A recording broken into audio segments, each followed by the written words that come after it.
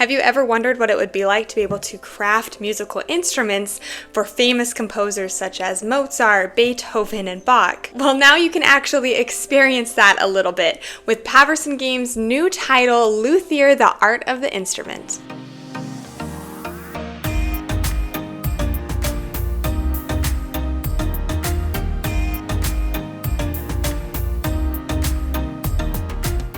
Hello everybody, welcome back to Board Game Buzz. My name is Carly and today we're going to be doing another Kickstarter preview. Luthier, the Art of the Instrument is currently live over on Kickstarter right now. So as always, I will make sure to link all of the information in the description below for this game. This is the newest title from Paverson Games and I wanted to give them a special shout out for helping sponsor this video today.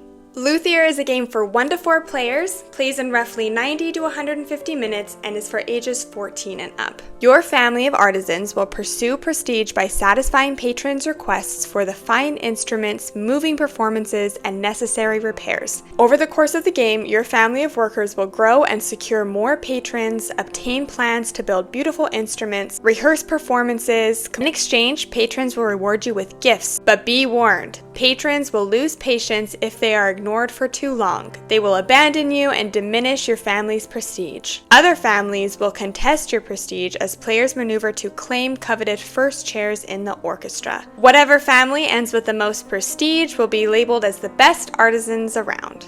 How my Kickstarter previews operate is I normally begin by kind of explaining the way that the game operates, and then I jump into everything that I really liked about this game and who I feel like this game would be good for. So let's go ahead and kind of start with the general overview of how this game operates. And very quickly, before we kind of dive into this, I do want to mention that this is a prototype copy of the game. So I was working with prototype rules, prototype components and everything. I know especially like some of the these instrument cards are already kind of set to have the artwork and kind of graphic design altered a little bit. So I do want to reference you over to the current crowdfunding campaign that is, again, live for this game.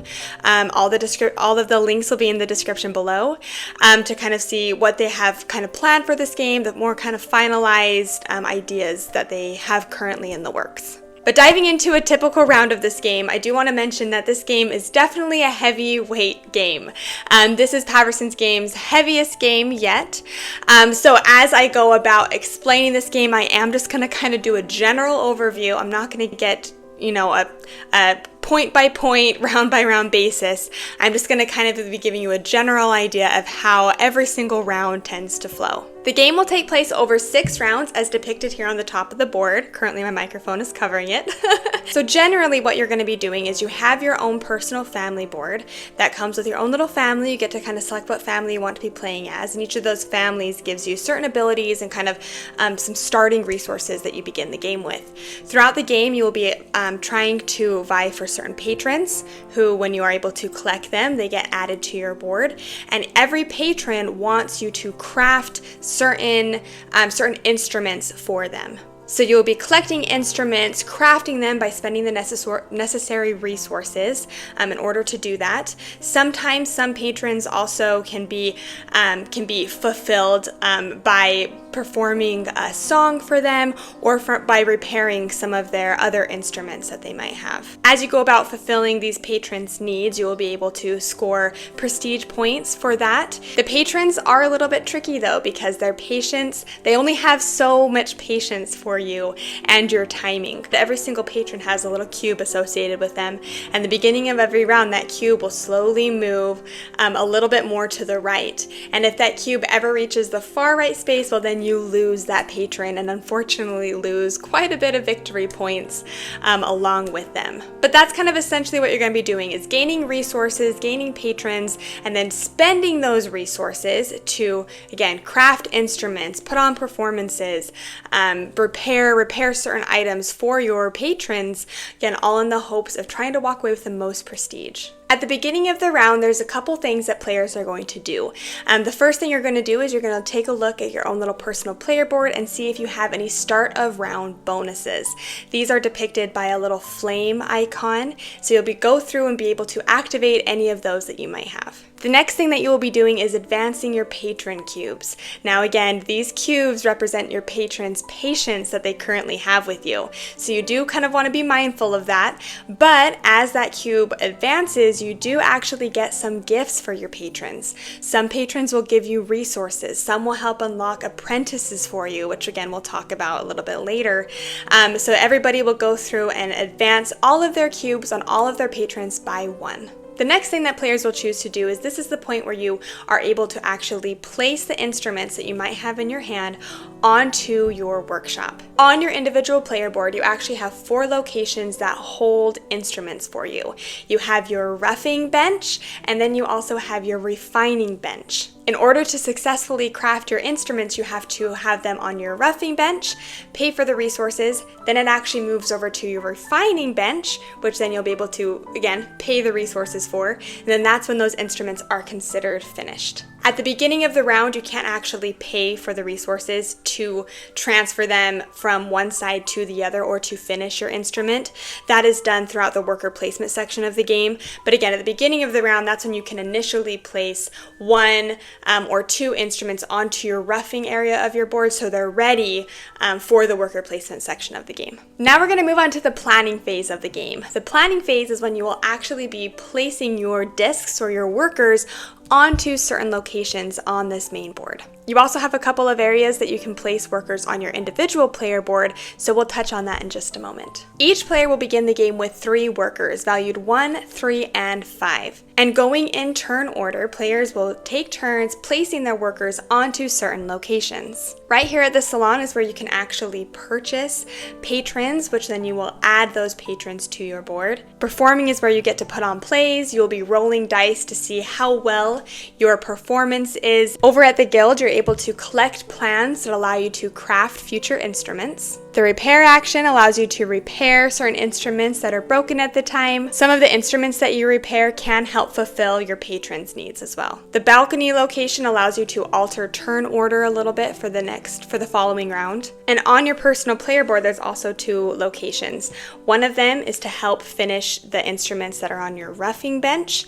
The other location allows you to finish the instruments that are on your finishing bench. Lots of these actions that I just talked about also has a secondary action that you can choose to do. This can be especially helpful, especially if you go to a location wanting something particular, like wanting a particular card, but somebody manages to collect that card before you.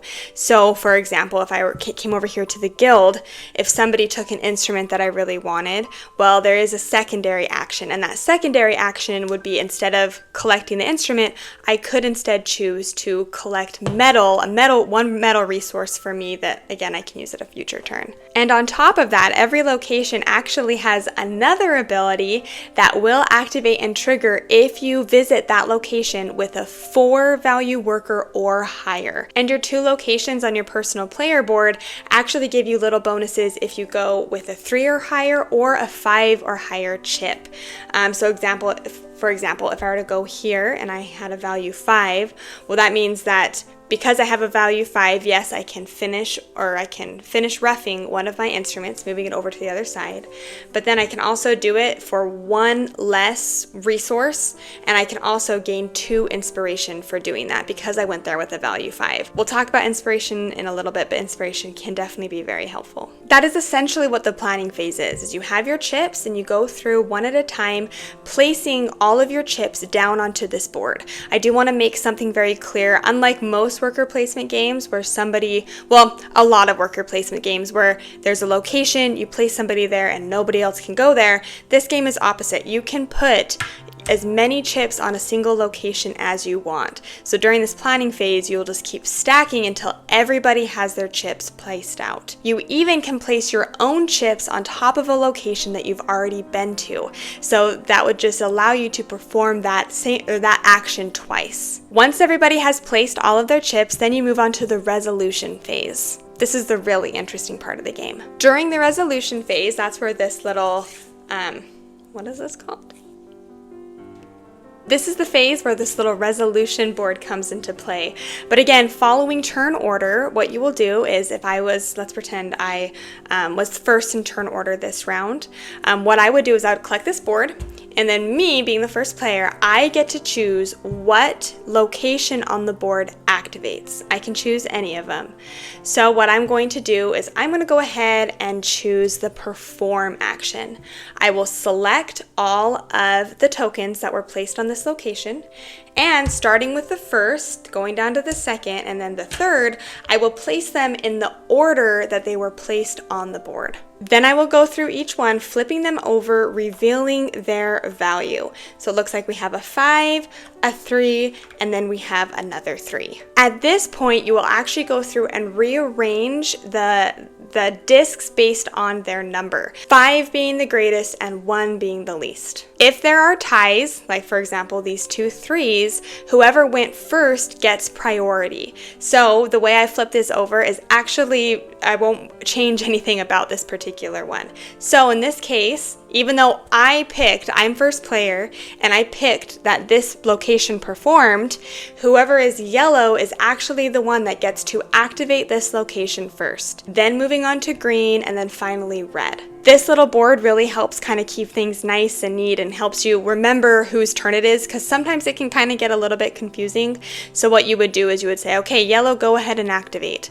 Yellow would go and do whatever action that they wanted to do here. Again, because they bet a 5, the requirement, this little special ability is a 4 or higher. So because they did bet their 5, they get to do the main ability, picking which one they want, and then they actually get to unlock this secondary ability, which is advancing along this track, which we'll talk about the tracks momentarily. After yellow is done, I would hand yellow back their betting disc, and then green would go through and activate what they wanted, followed by red. And then once everybody has done that, then that means that my turn is over, and then this would pass to the next person. And then just to clarify, they would choose what location to activate, and then everybody who placed a disc there in that order would be able to go through and perform their actions at that point.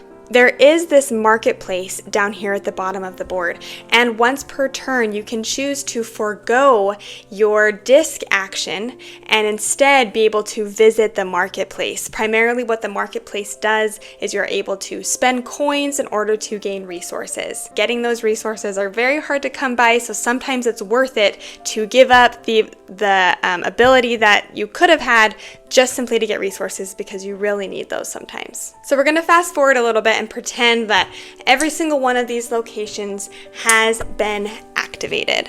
So once all the locations everywhere, including on your own personal player board, have been activated, everybody has their own discs back. That is what signals the end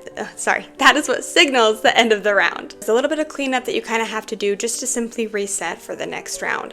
For example, one of the things is resetting turn order. So based on how chips were placed on the balcony, this turn order can get completely rearranged, which can really help you potentially at future rounds. If you know that you really needed to go next to be on a certain location first, you can make sure that you have like the first or the highest chip placed here at the balcony. You will also make sure to reset the market cards, so the value of all the different resources are always kind of shifting a little bit based on that market. All of the cards that are in the tier 1 location actually gets completely removed and wiped from the board, and then the rest of the cards slide down, and the new cards will fill in those empty spots that are left. You will also make sure to advance the round marker, and it's important to note that on particular rounds you will actually be unlocking new chips. These represent your family is growing, more family members are coming into the business, learning the art of making instruments. That essentially kind of rounds out what a round would look like, and then all the players would again now proceed to the next round following that same structure.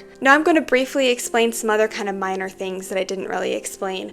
The first are these tracks that are on the board. There are 3 of these little purple banners that are on the board, and these are tracks that you will be able to move up throughout the game. Why I really like these tracks is because as you move up through them, you actually can unlock ongoing abilities, kind of making yourself more powerful as the game goes on. There are also certain locations or cards that allow you to activate apprentices. These apprentice discs, actually, they're about half the width of a regular disc, and what they do is they give you 1 point on top of whatever number that it was paired with.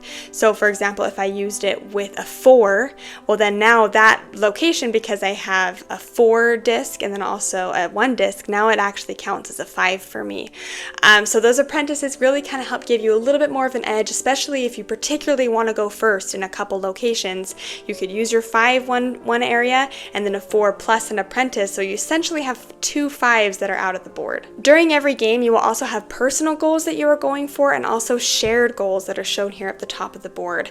When you claim these can be worth some pretty big victory points at the end of the game. There is also a resource called inspiration. This is something that we didn't really talk about yet. Inspiration is something that can be gained through a variety of ways, and you can actually spend inspiration to help with your performances.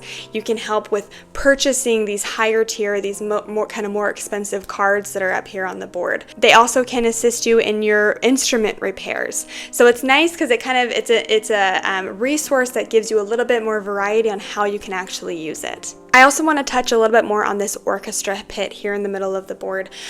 So these are basically, this is like an area control kind of portion of the game, a little touch of area control. Whenever you are doing performances or completing whenever you're successfully craft a certain type of instrument, you actually have certain tokens that you can place on this board claiming those locations.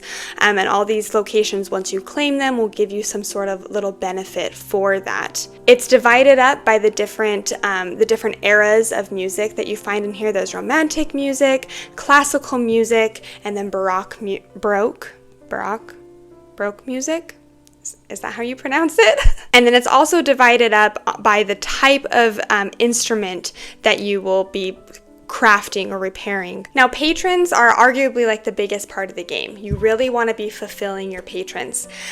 You want to make sure you're keeping an eye on their patience level. But what makes the patrons interesting is that once you complete them, so for example, Mozart here, he would like 2 instruments, 2 type of wind instruments.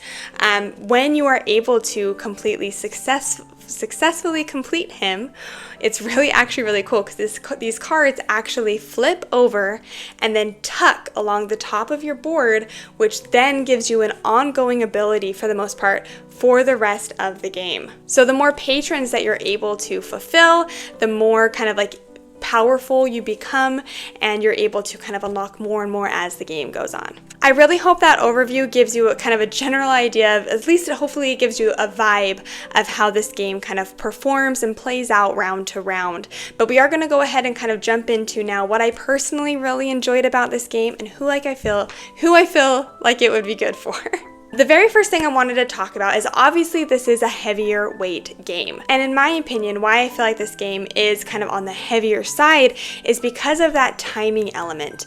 In this game, you really have to be planning ahead, and not only planning ahead, but also planning for the right time, because there is inherently a timing element to this game, because you have your patrons and you know every single round that those cubes are going to move, and those cubes sneak up on you so fast. When I was first learning the game, I was a little bit nervous, I'm not gonna lie. I was learning it and I was like, okay, this kind of seems like a lot I have to manage.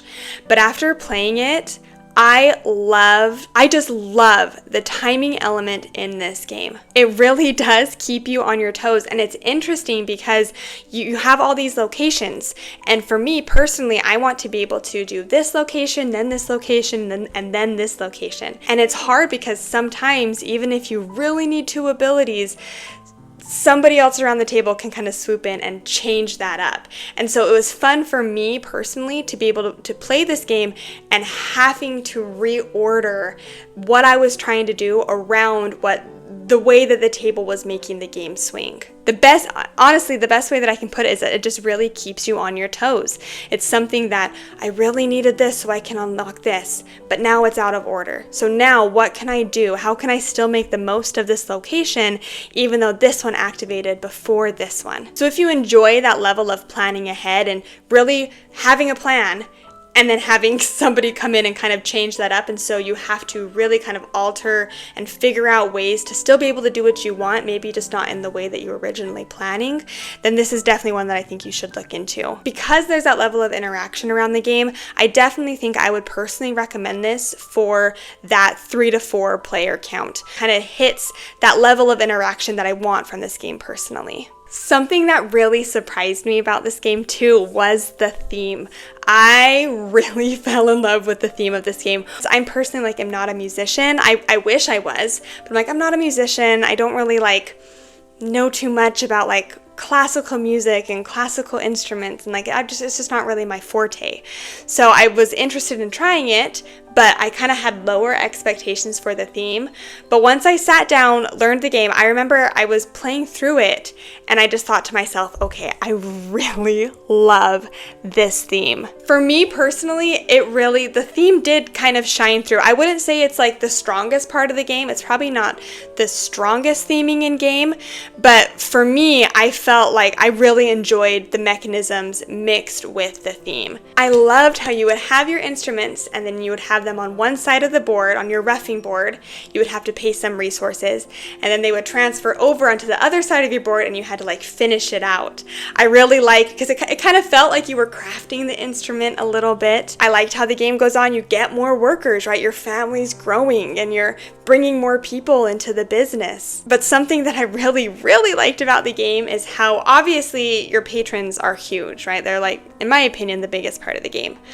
And I love how there were some patrons were, relatively easy to fulfill, and then there were some that were quite hard, and the ones that were quite hard, well, there's actually multiple ways that you can fulfill them. You don't just need to be crafting instrument after instrument after instrument, which can get pretty pricey and kind of tricky to plan your actions in such a way that you're actually able to fulfill them at the rate that you need to. But I loved how you also could perform for them. You also could repair some of their older instruments to kind of help gain their favor. And then again, kind of coming back to the theme, how that cube moves, right? It totally tracks. If I have Beethoven who is wanting me to craft him an instrument, well, he's only going to wait so long before he gets ticked off. He's like, I need this instrument for a performance tomorrow. Like, you better get this to me now or I'm out of here. And I don't know, something about the theme just really shined through on this game. And it really took me by surprise because, again, when I went into the game, I was like, I'm not quite sure it's going to work for me. But it honestly did. Yes, this game has tracks. I wouldn't say this game is all about the tracks, but I love what the tracks did for you. Because again, as the game goes on, you're unlocking more workers, your family is growing. When you are getting your patrons, they're tucking on top of your board, giving you more and more abilities. And then you also have these tracks that you can be moving up, unlocking more and more, gives you more access to stuff that you want. But my favorite part about the tracks is how it allows your workers to actually become specialty workers that are able to unlock more things for you. I just loved that so much. I honestly wish that there were more games that did that, more worker placement games that as the game goes on, you can actually make your workers stronger. And I know there are games that do that, but I feel like for the most part, worker placement games are, you have 5 workers, and those are your 5 workers throughout the whole game. I wish that worker placement was, on the grand scale of things, a little bit more like this. I wish that there were ways throughout games that you could turn just this basic worker into something else, make it more powerful, have this unique ability. And the game came with a handful of different abilities that you can kind of swap out game to game. So it honestly, it was really, really fun. Not only do they have the rule book, but they also have this thing included that's called the rehearsal. And what this is essentially a way for you to teach new players the game, and you teach them literally by playing the game. So it tells you exactly how to set up the game. It tells you what cards you need to have personally set up and handed out to people and whatnot, and it literally walks you through the game. This is actually the way that I taught my husband. I kind of wanted to see how it played and operated. Aside from the setup, because it kind of was a little bit more of a bear just to set up because you just needed particular cards on particular locations. But it really did make it nice. My husband is one that he really likes playing games. He hates learning games. hates it, absolutely hates it. So for me, like to sit down, and typically when I teach him games is I just have to sit down, explain the game, and then we start playing. But with this rehearsal, you're able to sit down and literally just start playing, and you just go through this step by step, and then I feel like it's a much easier way to introduce players to this game, because that's a problem with heavier games, right? Is introducing new people to heavyweight games without having their brain explode from it. So I love that they kind of thought that far ahead to include something like this. So seriously, super well done, Paverson Games. Very much appreciative of this, as my husband was as well. So kind of rounding out this video now, if anything that I was mentioning or talking about really kind of piques your interest, if this kind of sounds like a game would be good for you or your group, then I would highly recommend jumping over to their Kickstarter page and kind of checking out everything that they have planned for Luthier. Overall, I truly am just so impressed with this game. I really enjoyed my plays of it, and I'm very much looking forward to seeing what the finalized version of this game does end up looking like. I know that they're going to be having a retail copy of the game, which is going to be about half the size of this, and they're going to have their deluxe copy, which is going to have a really great organization system and everything. Again, I wanted to give a huge shout out to Paverson Games for helping sponsor this video today, and please let me know in the comments below what was your favorite part about this game, or what about this game kind of stands out and sounds interesting to you. Thank you so much for watching this video today. If you enjoyed this video and you haven't yet subscribed to the channel, it'd mean so much if you could do that. Really helps support us in everything that we're doing over here. But until next time, I hope you have a great rest of your day, and we'll see you later.